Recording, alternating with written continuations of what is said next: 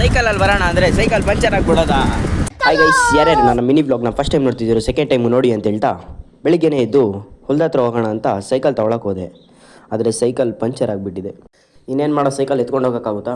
ಬೇಡ ಅಂತ ಇಲ್ಲೇ ನಿಲ್ಲಿಸಿ ಗಾಡಿಯಲ್ಲಿ ಹೋದೆ ಹೊಲ್ದದ್ರಕ್ಕೆ. ಸೈಕಲಲ್ಲಿ ಬರೋಣ ಅಂದರೆ ಸೈಕಲ್ ಪಂಚರ್ ಆಗಿಬಿಡೋದಾ? ಲ್ಯಾಟ್ರಿ.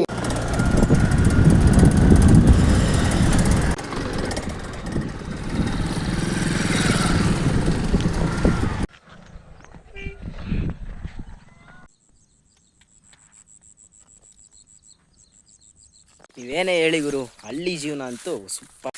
ಸಿಟಿಯಲ್ಲಿ ಅದೇ ಟ್ರಾಫಿಕ್ಕು, ಅದೇ ಬೈಕು, ಅದೇ ಗಾಡಿಗಳು. ಈ ಹಳ್ಳಿಯಲ್ಲಾದರೆ ನಮ್ಮ ನೇಚರ್ ಸಕ್ಕತ್ತಾಗಿರುತ್ತೆ. ನಾವು ಜೋಳ ಇಟ್ಟಿದ್ದೀವಿ, ಅದು ನೋಡ್ಕೊಂಡು ಹೋಗೋಕ್ಕೆ ಅಂತ ಬಂದೆ.